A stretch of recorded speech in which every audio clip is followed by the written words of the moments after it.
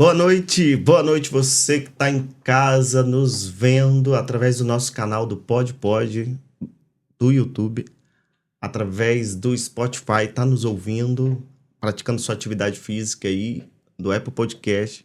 É um prazer enorme ter você aqui conosco. Não se esqueça de se inscrever no nosso canal. E muito mais do que isso, eu sempre digo, é muito mais importante, além de se inscrever, você interagir conosco. Curte, comenta, compartilha, interaja, que a gente gosta de interação, né? Esse é o 23º episódio. Eu disse para vocês que nós estamos trabalhando com mães,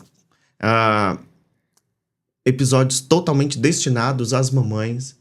E hoje eu estou muito feliz porque eu estou trazendo uma convidada muito especial, que além de mãe, é nutricionista. Nós vamos conversar um pouquinho sobre maternidade e alimentação. Boa noite, Camila.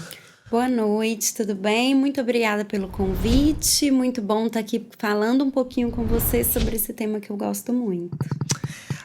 Estou muito feliz. Camila é nutricionista.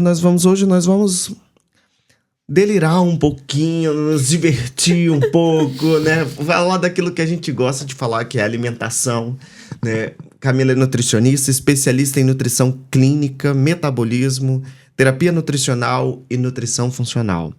Nós vamos conversar sobre você que tá aí, que é mãe, ou que tá gestante, ou que acabou de gerar seu filho, que está amamentando.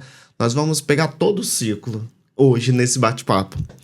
E eu começo falando assim, perguntando, Camila, para você o que é ter saúde? Para mim, ter saúde é ter uma harmonia entre 4 pilares fundamentais. Eu sempre falo da alimentação, do exercício físico, da saúde mental e do sono. Então, quando a gente está em harmonia com esses 4 pilares, a gente pode dizer que a gente tem saúde. Muito bom. E aí, deixa eu perguntar para você.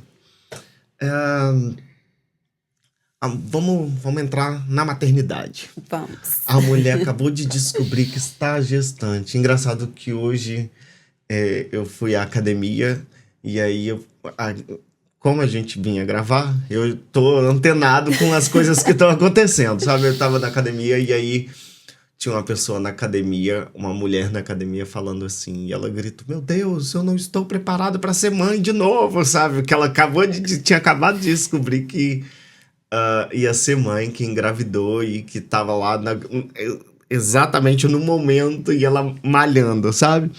E aí ela acabou de descobrir que tá grávida. E aí, qual é o melhor momento para ela buscar um nutricionista?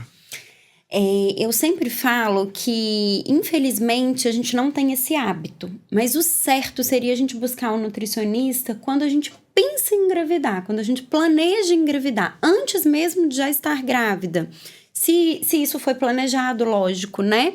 Porque muitas vezes a mulher busca o ginecologista, começa ali um acompanhamento com o médico, mas não cuida da nutrição. E aí lá na frente vão vir alguns probleminhas que a gente poderia ter evitado se a gente tivesse cuidado antes. Então, eu gosto muito de ver e pensar a nutrição sempre de forma preventiva. Então, vamos sempre ter esse cuidado quando a gente pensar que a gente quer ter uma gestação, a primeira, a segunda, a terceira, buscar sempre esse auxílio nutricional. Por quê? Hoje, o que a gente sabe? Essas mudanças na alimentação, no estilo de vida, vão te ajudar a ter um óvulo e um espermatozoide mais saudável. Então, vai ajudar aí desde o momento da concepção desse bebê, desse feto, desse filho, até um pouquinho além. A gente consegue, através desses hábitos mais saudáveis, prevenir, por exemplo, o autismo. Uhum. Olha que legal, na década de 90, a gente tinha somente 60 crianças autistas a cada 10 mil nascidos. Hoje, nós temos mais de 250 para 10 mil nascidos. Então, é alarmante.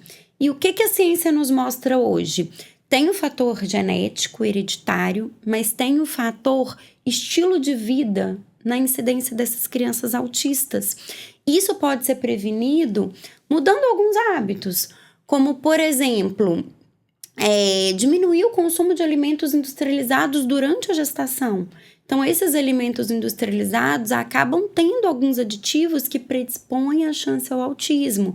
E aí a gente vê grávidas, muitas vezes, a mudança hormonal muito grande e muito ansiosas e comendo muito de forma compulsiva.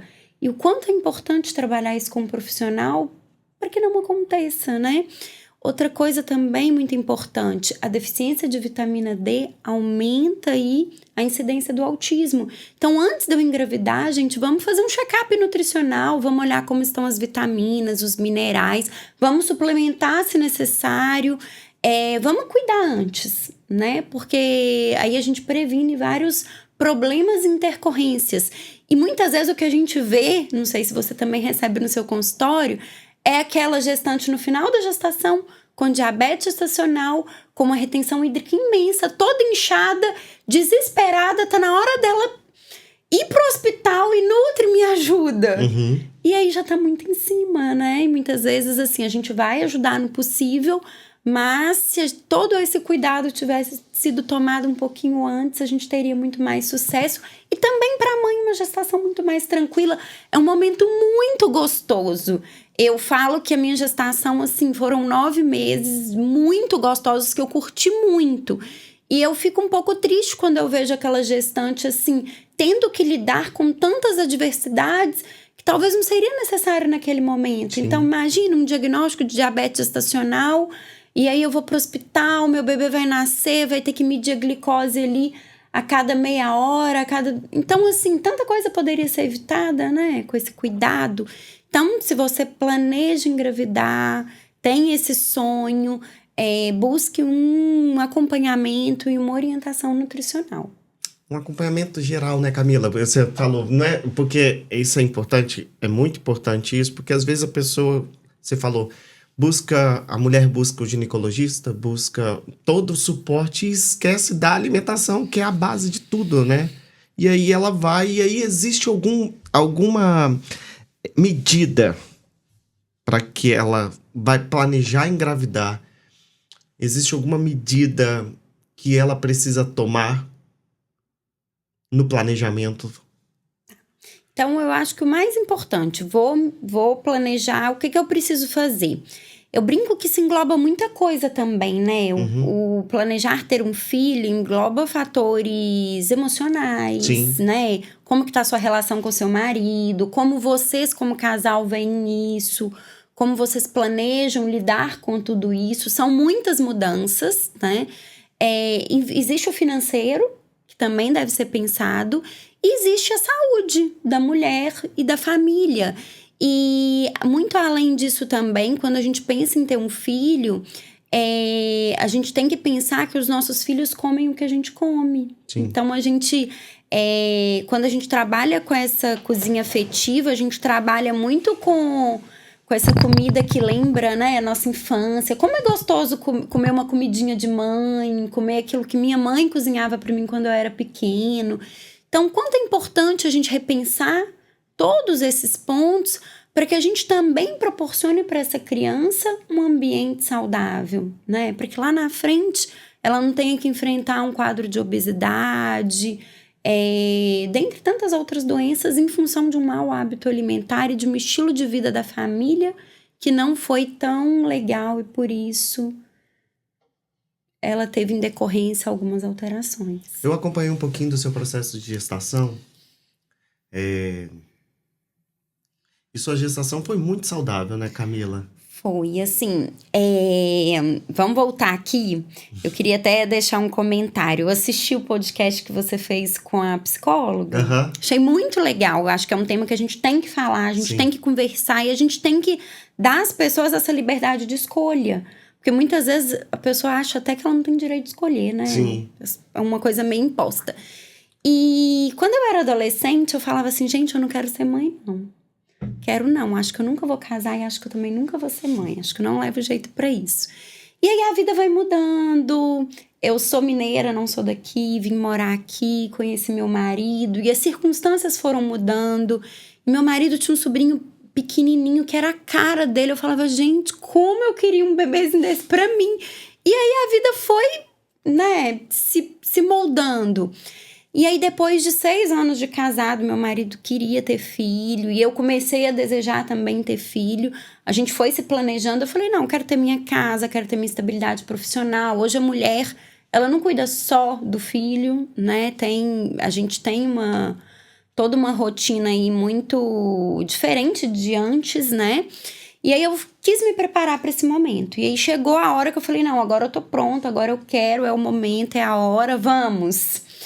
E nesse preparo, como a gente está conversando, eu já cuidava da minha alimentação, cuidar dessa parte da atividade física também é muito importante.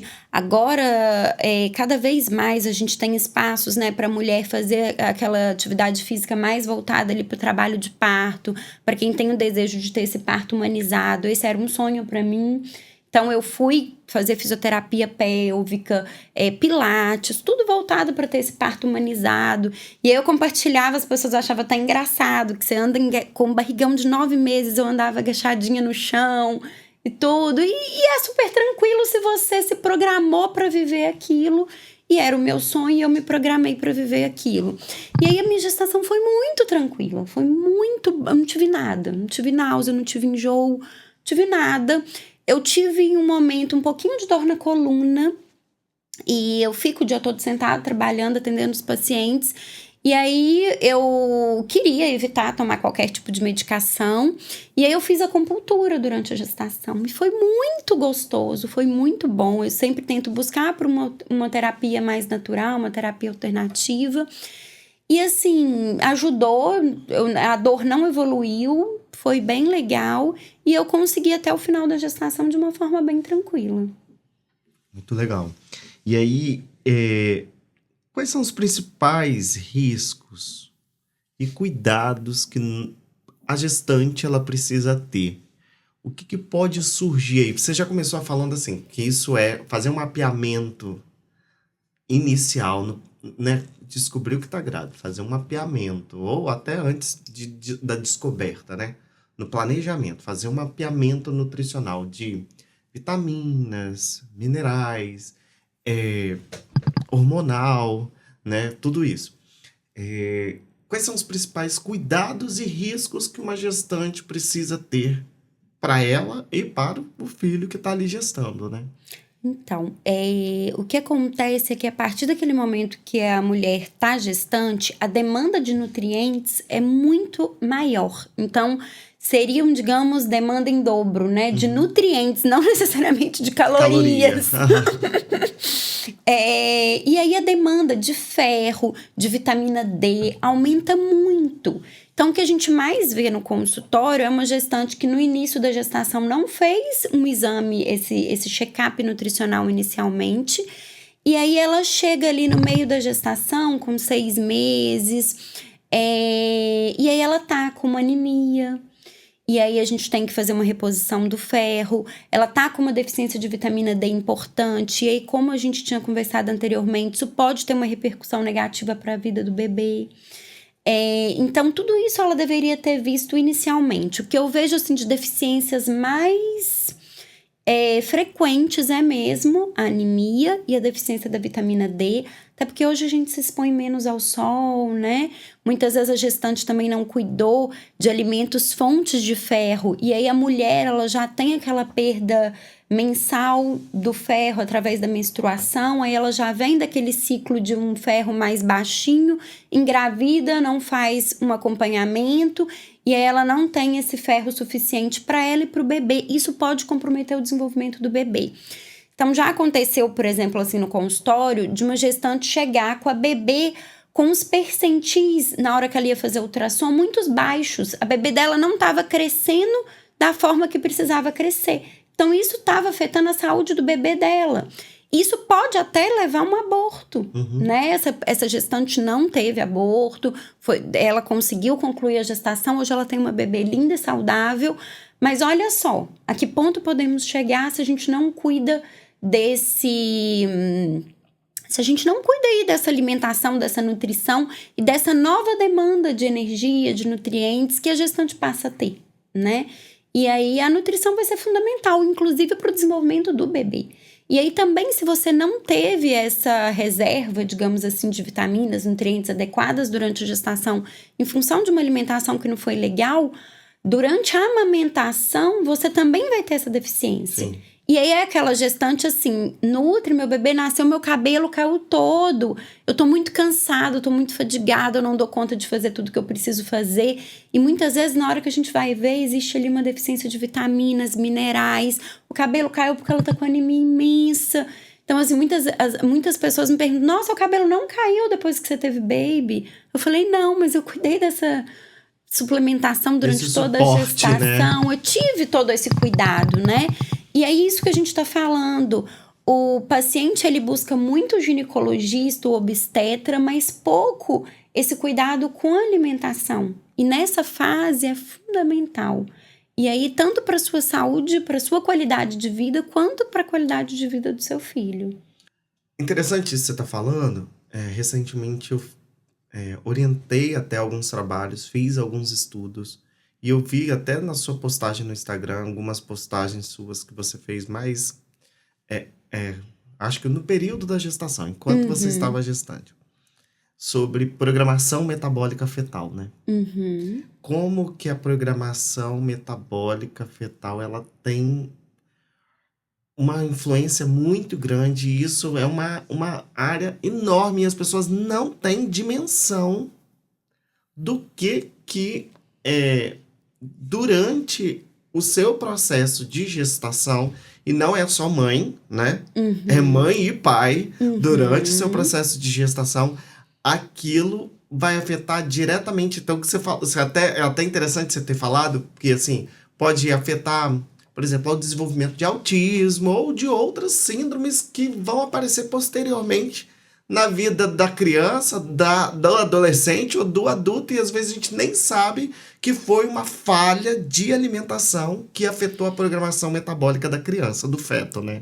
Na verdade, assim, o hábito alimentar da criança, ele já começa a se desenvolver desde que ele tá na barriga da mãe. Sim. Então, pensa assim, aquela gestante que tá comendo muito açúcar, que tem aquele diabetes gestacional, que tá em desequilíbrio, o paladar da criança, o corpo da criança já espera receber mais glicose, o paladar já é mais doce, maior a chance dela ter obesidade infantil.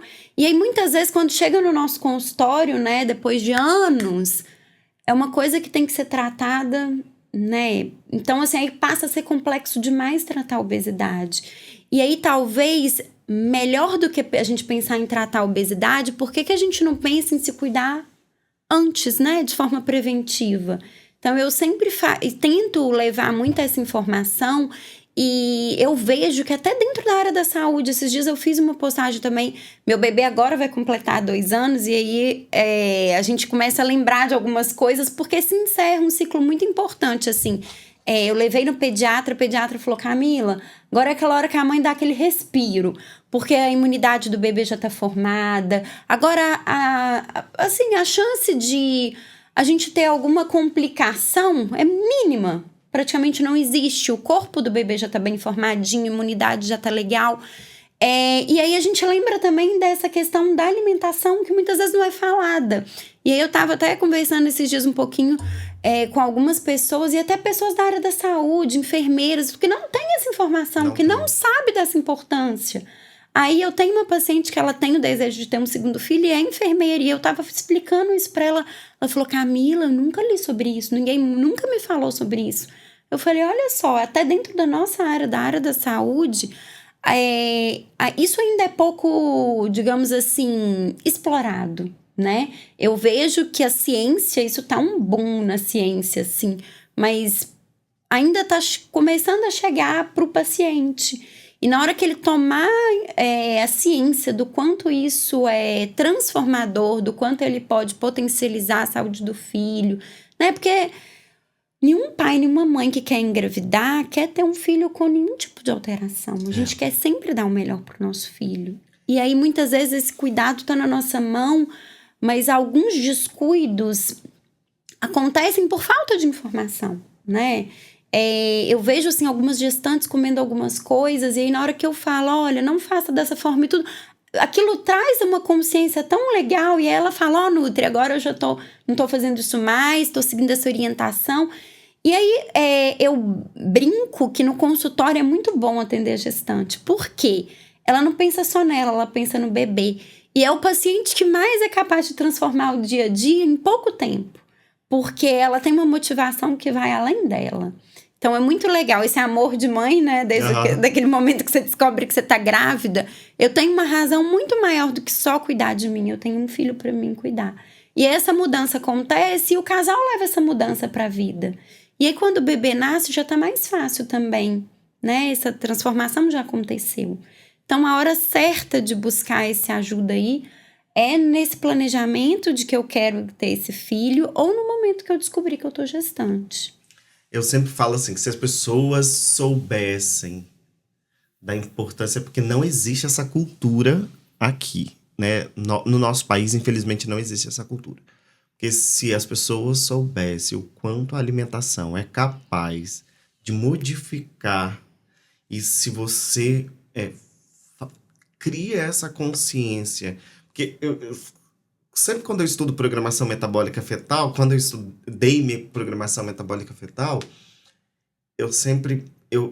imediatamente veio a mim exatamente isso. Eu falei, cara, eu acho que pra mãe é o que ela precisa, porque na verdade ela tá com essa motivação que você falou, e ela tá pensando única e exclusivamente no filho dela, e ela quer um filho saudável. Todos os pais querem filhos saudáveis, né? Então, ao invés dela ficar se preocupando, né, em busca médico, claro, eu não tô desmerecendo nada disso, né? Mas busca médico, faz exame, faz não sei o quê. Se ela procurasse um nutricionista para fazer todo o ajuste de alimentação, o quanto que isso, se a população tivesse essa consciência, o quanto que isso poderia reduzir muitos impactos posteriores que aquela criança, enfim, ela teria, porque aquilo ali tem uma influência direta, a escolha alimentar minha enquanto pai ou enquanto mãe muito mais, mas tem uma influência direta na saúde da criança, né? Então, assim, acho até legal a gente trazer esse tema, conversar sempre sobre esse tema, porque essa falta de informação, né? Ainda existe, essa área da nutrição está crescendo muito, a gente tem muitos estudos, e é nosso papel como nutricionista levar essa informação, né? Porque, como eu estava te falando, muitas vezes a gente conversa até com profissionais da área da saúde, até médicos, enfermeiras, e que eles não sabem disso, que eles não têm noção dessa importância.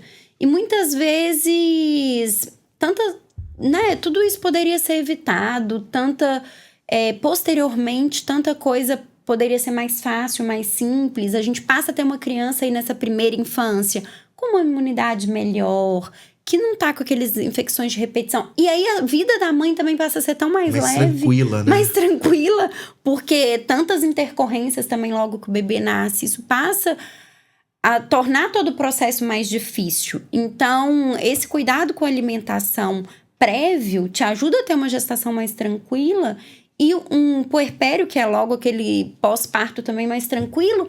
E depois, quando a gente está pensando em finalizar esses 2 anos, quando o bebê já está maiorzinho, ele já tem uma aceitação legal da alimentação, porque também para um pai não tem nada pior do que um filho que não come. E o quanto é difícil a gente depois transformar isso, criar um novo hábito. Então, o ideal é que a gente já cresça com esse hábito legal, porque depois é muito mais difícil cuidar. Isso é muito legal, porque às vezes a mãe, assim, essa criança não come, mas não tem jeito de transformar uma pessoa da hora para outra, né? Da noite pro dia. Você tem que ir criando o hábito, e o hábito precisa em você primeiro, para que você, então, a criança, ela cresça naquele ambiente, né? E aí, a partir do momento daquele ambiente que ela está crescendo, é que ela vai desenvolvendo essa habilidade, né? E aí vira um hábito dela também. Gente, essa semana passada eu recebi uma paciente e ela me falou assim, Nutri, ela tem uma criança quase da idade da minha, 2 anos e pouquinho, e ela falou assim: meu filho só toma sustagem e come miojo. Ele não come nada, ele não gosta de nada. O que eu faço? Aí eu cheguei em casa, tava comentando isso com meu marido, e a gente até pensou assim, gente, como que uma criança de 2 anos só come sustagem e miojo? É porque ela só oferece pra essa criança de 2 anos sustagem e miojo. Porque o meu filho, ele come tudo que eu dou pra ele, tudo, todas as verduras, todos os legumes, mas a gente come junto. Então, assim, esse estímulo inicial que foi adequado.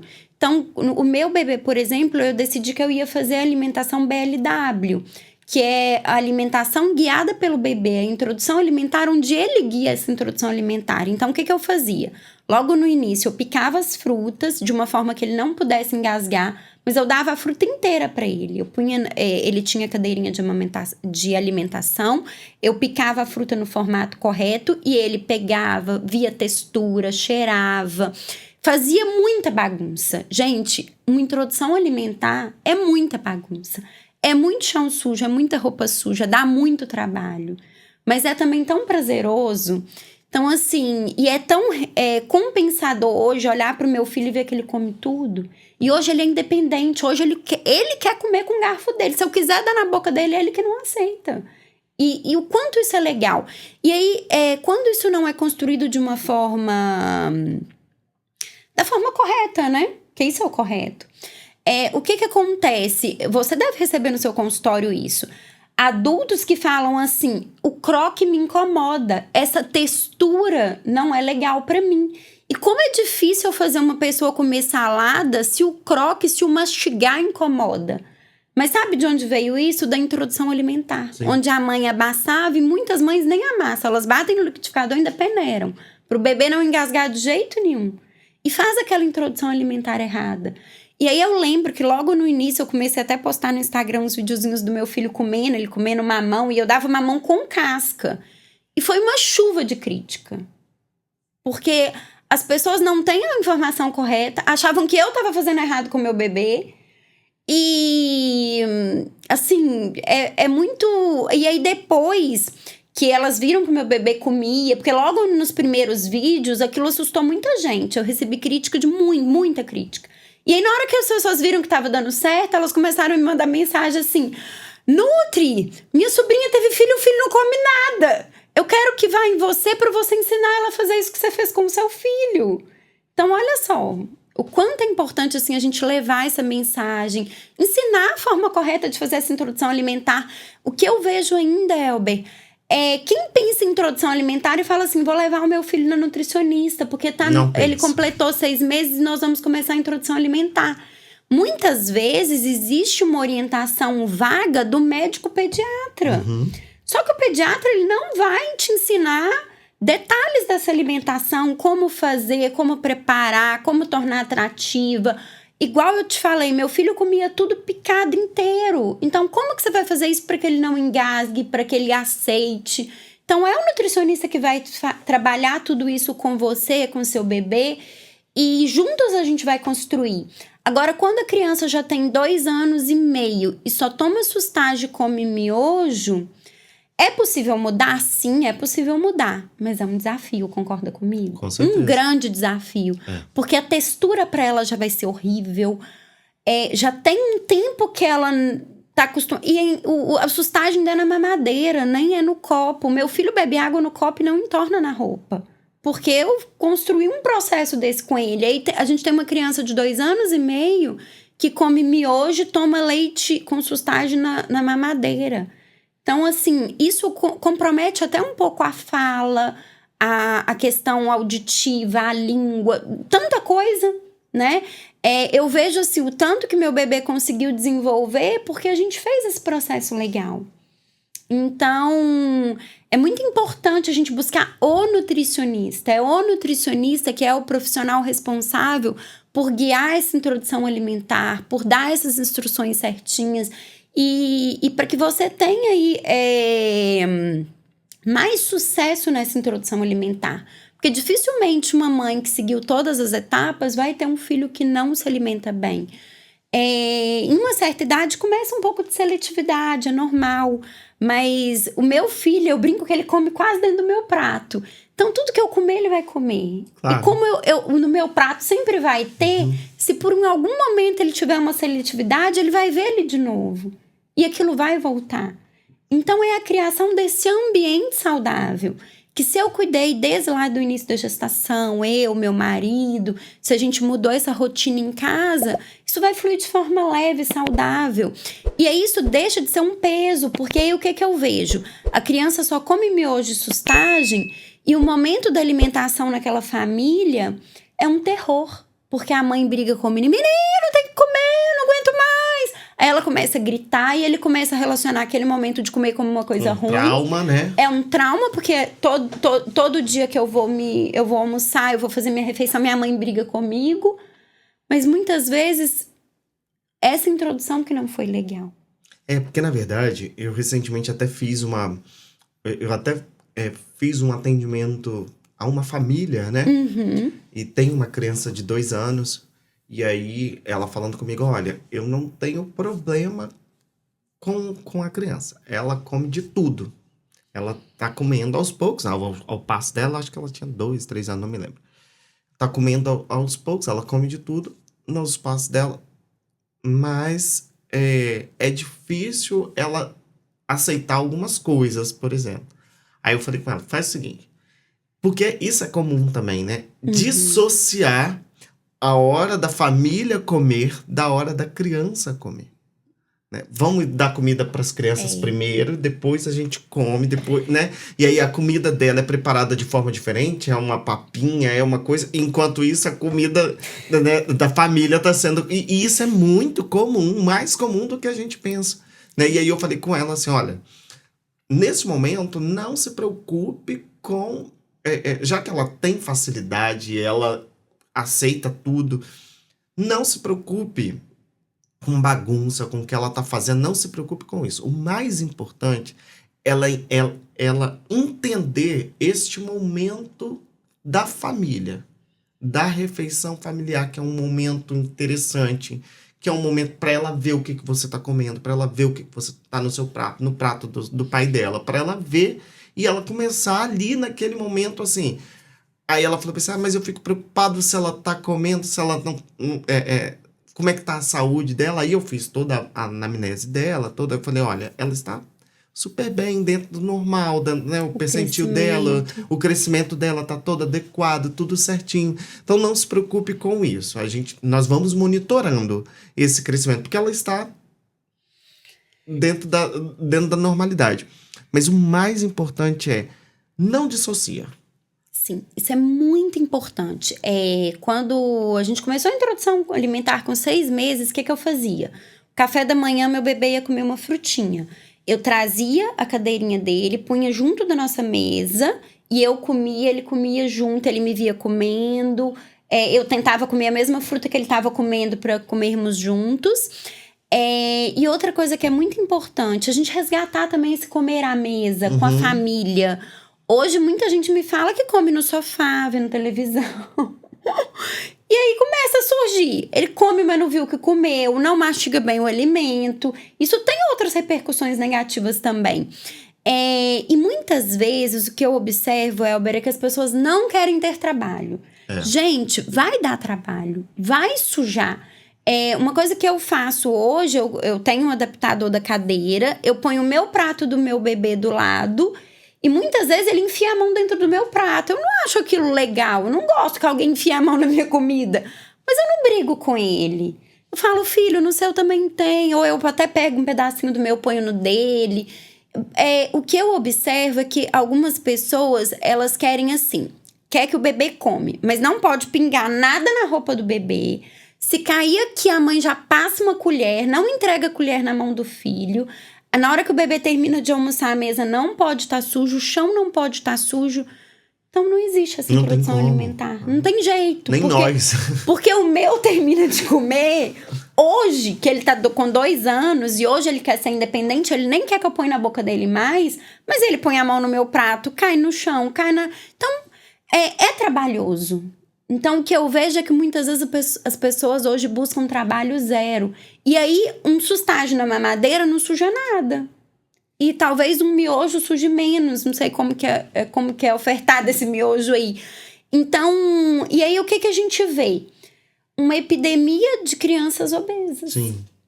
Porque aí os pais não tiveram, digamos, esse trabalho de alimentar, de ensinar. E aí depois o trabalho é muito mais difícil de ser refeito. Possível, com certeza. Essa mudança de hábitos é possível. Mas é mais difícil.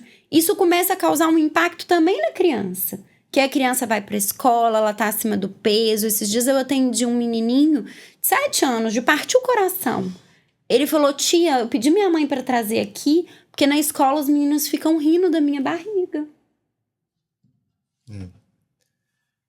Né? Então, aí isso começa a ter outras repercussões que vão além ali só da alimentação. Aí a autoestima dessa criança como fica? Aí a criança sofre bullying. Tantas coisas podiam ser evitadas com um simples ato, né? De alimentar, de comer. Eu acho que esse cozinhar, esse estar junto, é a maior forma de amor que a gente pode ter, né? Eu acho. Né? Eu acho que esse momento... você falou alguns minutos atrás sobre a alimentação afetiva, né? A alimentação tem esse papel de unir, de apreciar, né? Sentar à mesa e um preparo bom, que mesmo que assim, claro, não dá para fazer isso todos os dias nessa vida corrida que a gente leva, mas assim, se tiver como, se todos estiverem em casa, tentar fazer até o preparo, sabe? Até o preparo da alimentação, de como se alimentar. Aquilo ali faz parte do ambiente, né? Uma coisa que eu tento fazer, assim, sempre que possível, eu levo meu filho no supermercado, eu ponho ele dentro do carrinho com os legumes, as frutas, pra ele ver, ensino os nomes, levo pra escolher. Esse tá bom, filho, esse aqui tá machucadinho, não tá legal, vamos deixar pra trás. Então... E a comida tem todo esse papel. Sim. É a escolha, é o preparo, é o comer junto. Essa questão de comer separado, nossa, não dá, gente. Vou dar a comida da criança e depois eu como a minha. Isso aí é muito Isso comum. não dá, né? Isso não pode acontecer, principalmente nessa etapa de aprendizado, desse primeiro contato da criança com a comida. E cabe a nós tornar esse momento, assim, prazeroso, positivo. Porque depois que aquele hábito já está formado, a criança come sozinha no quarto dela, a criança come no sofá. Tão difícil reverter esse processo, né? Então vamos criar desde o início um processo que seja natural, saudável, que seja leve. Eu falo muito isso. A importância da nutrição ser leve, de ser o natural ser o saudável. Porque aí flui tranquilo. Eu não tenho que brigar com meu filho para ele comer uma fruta. Ele gosta da fruta, ele conhece a fruta e ele come. E aí, agora também começa a surgir, assim, principalmente para mim, que tentei fazer tudo bem legalzinho aí nessa etapa inicial. Ele vai para a escolinha, ele tem contato com um biscoito, com uma... então, ele vai comer em algum momento? Vai, eu sei que ele vai comer. Mas aquilo vai ser uma exceção, porque na hora que ele chegar em casa, não tem. E ele tem a fruta que ele gosta, e ele vai me ver comendo a fruta. Então, aquilo ali também não vai transformar. Eu também, de forma eventual, como alguma coisa que não é tão saudável assim. E tá tudo bem, né? Quando você acha que é o momento ideal para a introdução alimentar? Aí vamos voltar em uma questão aqui. Logo que o bebê nasce, né? O ideal é que ele tenha o aleitamento materno exclusivo. O ideal nem sempre é o real. Vou até te contar um pouquinho do meu, porque o meu sonho sempre foi, com certeza. E aí, logo que meu bebê nasceu, ele não estava ganhando o peso que precisava ganhar. E a gente fez por 20 dias uma translactação. Tinha um canudinho assim, a gente punha uma fórmula infantil. E ele, na hora que ele ia mamar, ele mamava o peito junto com a fórmula. E aí, depois desses 20 dias, ele tava com peso legal e eu consegui o aleitamento exclusivo até o 6º mês. Então, eu também acho que a gente tem que transformar isso pra mãe em uma coisa leve. Ele precisou e tá tudo bem se precisar.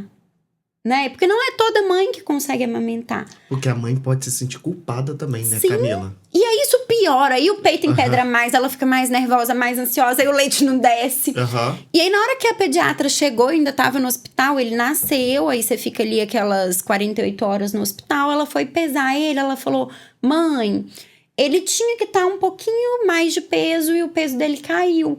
Então vai ser necessário que a gente faça uma translactação, ela me explicou como seria feito.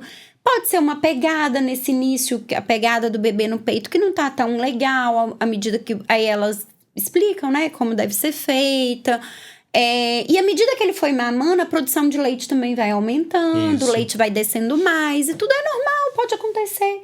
E assim, comigo aconteceu, a gente usou a fórmula por 20 dias, depois na próxima consulta com o pediatra o peso estava adequado, eu já tinha mais leite, e aí a gente tirou e ele ficou até o 6º mês com aleitamento materno exclusivo.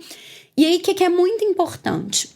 Aleitamento materno exclusivo se o bebê só mama no peito, não precisa dar água, não precisa dar chá, que aí começa a avó querer dar um chá para cólica, a tia, a cuidadora, muitas vezes a pessoa que te ajuda, dá um chazinho, dá isso. Gente, o leite materno é o melhor alimento para prevenir cólica, para evitar aí diversas alterações que a criança pode ter. Muito comum as crianças também terem refluxo, né? Uhum. Então, o leite materno vai ser o melhor alimento para prevenir tudo isso. Então, se a criança tá mamando no peito, tá tudo certo. Ela vai ter tudo que ela precisa, não precisa complementar com nada. E é muito comum quando a criança tem esse choro logo que nasce, todo mundo achar que é fome, que o leite da mãe é fraco. Gente, nenhum leite materno é fraco, porque o corpo tira a sua... Você pode ficar com deficiência nutricional, mas no seu leite vai ter. Então, ele tira da reserva materna para que o leite esteja adequado. Então, a mãe ter ciência disso, tá segura com isso, porque o que eu vejo acontecer é a criança começa a chorar, todo mundo na casa começa a falar que é fome, a avó, a tia, a pessoa que te ajuda nos cuidados com o bebê, e aí você começa a dar uma fórmula infantil pro seu filho, achando que é isso e não é. Então, ter um profissional que explique isso pra mãe, que acalme a família, que oriente de forma adequada também é muito importante, né? E aí, no 6º mês é a hora de começar a introdução alimentar. Existem várias formas de fazer essa introdução alimentar. Não existe certo ou errado, existe uma decisão da família. E aí, vocês têm que conversar e chegar num consenso, eu quero fazer dessa forma pro meu bebê. Eu fiz essa BLW, mas eu fiz mista. A BLW, se você deixa só ela, a criança pode comer muito pouco também e não ganhar o peso adequado, né? No 6º mês é uma introdução alimentar, mas ainda a criança precisa amamentar no peito, ou se não tem peito, tem que tomar a fórmula infantil para complementar. E aí, a partir de 1 ano, essa alimentação já é capaz de suprir todas as necessidades do bebê e já não é tão necessário o peito ou a fórmula para complementar a alimentação, mas a Organização Mundial da Saúde fala que até 2-3 anos é a idade ideal dessa amamentação. O meu foi até 8 meses, porque eu saía para trabalhar, e aí como não tem a sucção, a produção diminui muito, e aí eu amamentei mais ou menos até 8 meses, mas foi muito bom, assim, o período. E aí, com 8 meses, meu bebê também já comia de tudo, e a gente não precisou fazer complementação, então foi bem tranquilo. Como tudo na vida, aquilo que você falou, existe o ideal e o real, né? Então, né, cada contexto familiar é um contexto familiar diferente, cada realidade é uma realidade diferente. O que existe de ideal, de que todos os profissionais vão buscar fazer, é exatamente isso. Os primeiros 6 meses de aleitamento, exclusivo, e depois, então, começa a fazer a introdução, que parte a decisão, mas existem as variações que podem acontecer e acontecerem. E tá tudo bem se acontecer, né? Para isso, um profissional é adequado para que ele possa te acompanhar, fazer o seu acompanhamento. E uma coisa que você falou que é muito importante também, que durante o processo do aleitamento, que a mãe, o organismo da mãe, ela retira, né, essa toda a parte de nutrição e direciona ao leite, é aí que a gente precisa também de um Cuidar da cuidado mãe. nutricional da mãe, né? Sim. Eu falo, gente, eu acho que eu fui a mamãe mais suplementada do Brasil. Porque, assim, como eu sabia disso tudo, Aham. eu fazia exames a cada 2 meses, exames completos. Eu deixava meu obstetra doido. Ele queria pedir o basicão do basicão. Não, Camila, um hemograma só. Eu falava, não, doutor, a gente vai fazer um hemograma com uma ferritina, com ferro sérico. Ele falou, não, mas a gente vai fazer tudo isso. Vamos fazer, doutor, todos esses exames. Porque muitas vezes a gente vê também o médico querendo economizar no exame. Sim. Eu falava, não, nós vamos fazer, eu já vou lá, já vou tirar o sangue. E aí vamos ver como tá tudo. E aí eu ia repondo B12, vitamina D, ácido fólico, o ferro. E aí, pós-gestação, eu faço isso também a cada 3 meses. Aí, até o tempo que eu amamentei, eu fiz a reposição de vitaminas e minerais. E depois que eu deixei de amamentar, e aí eu comecei a trabalhar, e a rotina é bem corrida. Hoje eu faço reposições também, assim, eu faço um booster mitocondrial para me dar mais energia, mais disposição. Meu bebê ainda não dorme a noite toda. Então, quando você até me perguntou dessa questão da saúde, né? A saúde da mãe fica comprometida, digamos assim. Eu vejo assim, o meu sono hoje não é o sono que eu tinha antes. Aham. E por enquanto, esses dias eu tava até conversando com uma amiga que nem é da área da saúde, ela falou, por que você não toma melatonina? Eu falei, não é que eu não consigo dormir, eu durmo muito bem, eu consigo relaxar, eu tenho um sono de qualidade, é que eu tenho que acordar para cuidar do meu bebê. O meu caso não é tomar uma melatonina, nesse momento eu tenho que ter o cuidado Sim. com o meu bebê e eu não vou tomar uma melatonina. Então, o que eu posso fazer nesse momento para me dar mais energia, disposição? Eu posso, né, fazer uma ativação, o exercício físico, eu tenho que cuidar da minha saúde mental, para mim viver bem, com saúde. E aí eu tenho que tentar trazer essa harmonia, apesar do sono não estar tão legal assim nesse momento. E é transitório, então nós mães, a gente, por um momento, a gente tem essa dedicação, Sim. né? Mas é transitório, e uma coisa que eu sempre gosto de falar para as mães, é transitório, mas também não se deixa para depois. Porque aí a pessoa pensa assim, não tô dormindo direito. Quer saber? Eu vou comer tudo que eu preciso. Malhar pra quê? Uma pessoa que não dormiu, como é que ela vai pra academia? Vou malhar? Não. E aí você entra num ciclo ali vicioso, e na hora que a mulher se dá conta, ela ganhou 20 quilos, ela tá com autoestima muito baixa, ela não se reconhece mais, e aí ela faz tudo pro filho, ela se doou, ela é uma mãe maravilhosa, mas ela esqueceu dela. E aí isso também não tá em equilíbrio. Também não é saudável. Também não é saudável. Então, uma coisa que eu falo muito com as mulheres no consultório, não se deixem para depois. Porque para você cuidar do filho, do marido, da casa, do trabalho, você tem que estar bem com você mesma. E se você não faz todo o resto, a conta não fecha. E aí o que eu vejo é assim, muitas vezes as pessoas falam assim, mas você tem tempo de malhar? Falo, tenho, porque isso para mim é uma prioridade. Pra você não é não? Cuidar da sua saúde diário, não é não? né? Tá no meu planejamento. Se eu falar assim, que eu tenho um tempo tranquilo, zen pra malhar, eu não tenho. Poderia, talvez, dormir 1 horinha a mais? Poderia. Poderia, talvez, nem malhar, né? Já trabalho, já tenho filho, marido, casa, né? Muita coisa pra uma pessoa fazer. Mas não, eu me coloquei como prioridade. Cuidar de mim e da minha saúde é prioridade. Até porque quando eu cuido de mim e da minha saúde, eu tenho essa saúde física e mental para cuidar do meu filho, do meu marido. E aí o que eu vejo é assim, esses dias eu recebi uma mulher no consultório, ganhou 20 quilos depois da gestação. Muito triste, deprimida, tomando remédio de depressão. E o marido falou com ela que se ela não emagrecer, eles vão acabar separando. Porque ele não casou com uma mulher gorda. E aí, olha só, a mulher se abdicou de várias coisas para cuidar do filho, da casa, do marido. E aí, no final, talvez eles acabem separando porque ele não casou com uma mulher gorda. Ela não cuidou dela. Ela esqueceu dela, né? E aí desequilibrou também, né? Então, assim, é um planejamento diário. Eu tem hora que eu falo que não sei como que fecha, mas fecha.